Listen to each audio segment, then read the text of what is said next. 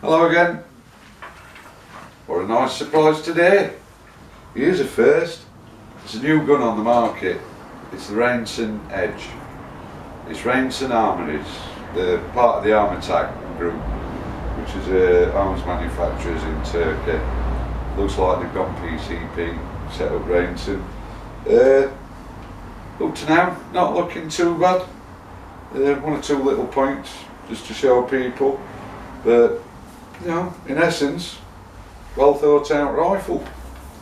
And it's not overly long, not overly short either for something that's like semi-bullpup. I wouldn't really know what to call it, to be honest with you, whether you call it a carbine, whether you call it a bullpup. But yeah, it's alright. Shoulders nicely. By which of course there's this. That's fully adjustable. Backwards and forwards to extend your reach. Cheek plate is adjustable up and down. No backwards and forwards though, just up and down. You get the QD sling swivel with it. Comes out, goes in easy enough, and it goes in on either side as well. So the synthetic side of it isn't too bad at all. It's sturdy plastic.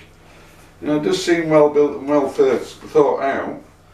But one of my concerns is this, the grip. Push your thumbnail into it, it retains it. It's almost like packing foam. Whereas all this is pretty decent plastic. That isn't. That's a nice rubber. It's, you know, it's soft enough. So right from here, lever, cycle lever, Bathlon style.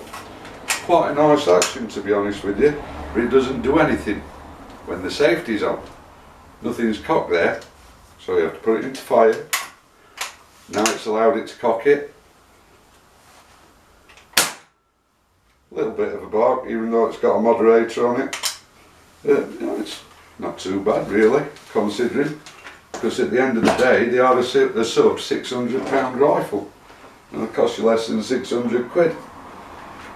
Magazines are Kral type. This is 177, so it's 14 shot. It's got the counter dial on it. You load it in from the side. There's a slot to the front of it. There's a lockout on there because it's empty at the moment. So yeah, it's basically the same as a Kral. So you do get 3 of those though. 1, 2, 3, which is nice. Single shot tray, you get that with it. You get an air tube regulator spare parts kit, seals, etc. And you get a barrel spares seal kit. And you get 2 funky little spanners there to do with the regulator and the bottle, because the bottle unscrews off, similar to the Kral high cap. You get quite a decent user manual. It's got full breakdown and schematics in there. It's got the drawings and everything and all the part numbers. That's nice to have, really. And this, which is the factory moderator that comes with it. Free floating barrel. I don't want to put that on there. Plus it weighs nearly as much as the gun. I think they've stolen a chunk of the 7 bridge and made that from that. It's unbelievably heavy. I think it belongs on something like a Second World War machine gun or something, I don't know. But not appropriate to the job. I've put an Umrex K3 Neo on there. Nice and light, does its job.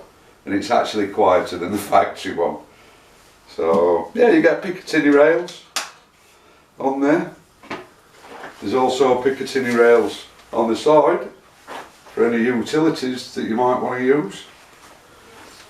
550 millimetre barrel, which is nice. You know, and it's a 425 cc bottle on there, and that has a 200 bar fill. They do a version which is a 500 cc, half litre, and that's a 250 bar fill. Now, got to mention it, this back end here, all adjustable. On the wood one, none of that. You don't get any of it, no adjustment, nothing. It's just wood with a cheek plate and a fixed rubber pad at the back. It is ergonomic. It has got a nice feel to it, and it is easily shoulderable.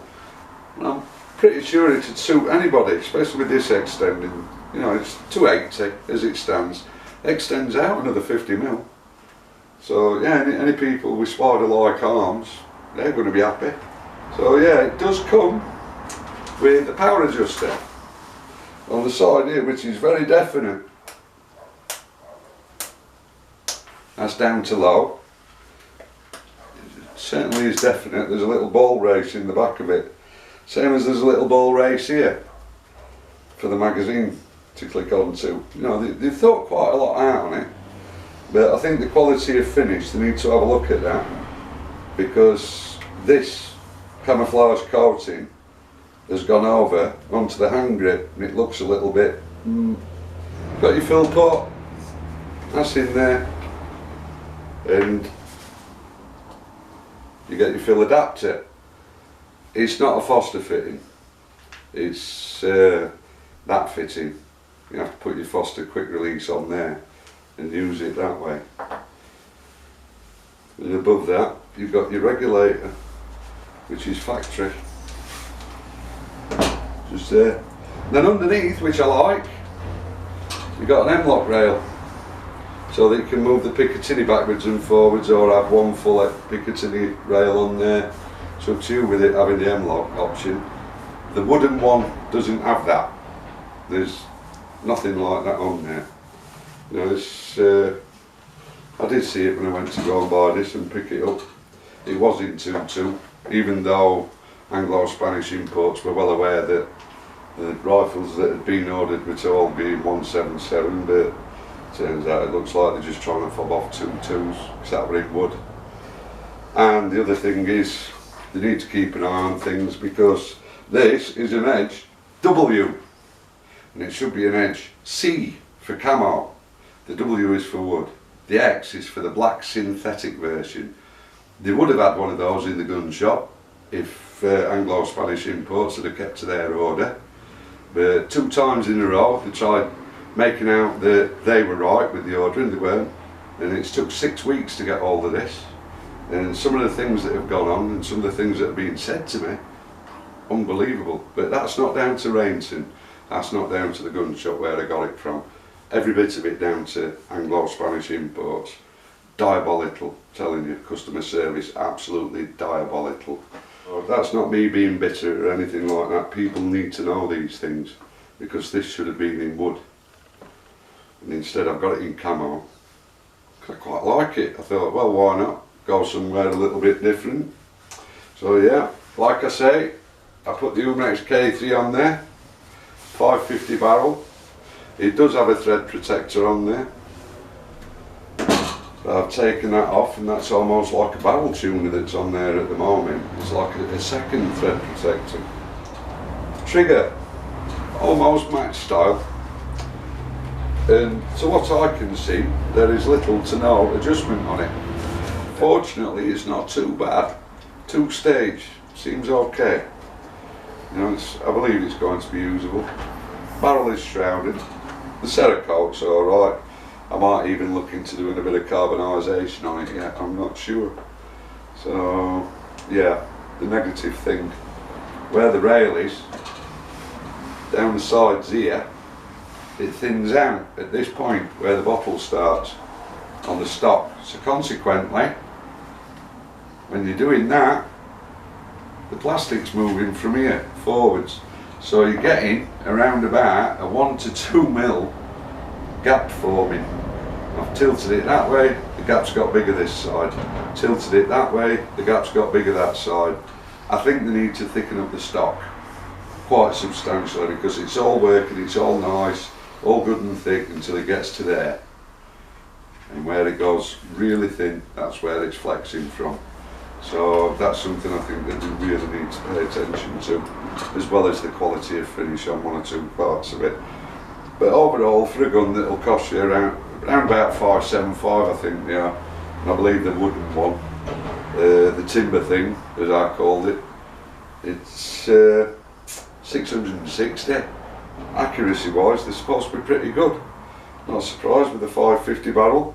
I think I've about covered everything other than the length, which is 880 millimetres. At the moment it's 990 with it having the Umrex on it. Takes you well over a metre. It turns it into 105 centimetre gun. You know, and with that weight on the end, you really can't tell. It's quite amusing. You know, I was told to stop doing it earlier in case I broke the table. But there you go, that's what you get. Overall, I think it's alright. You know, there's a potential for it to grow on me. Let's put it that way. Let's get it on the little 20 yarder and see how it performs. See you in a bit. Cheers.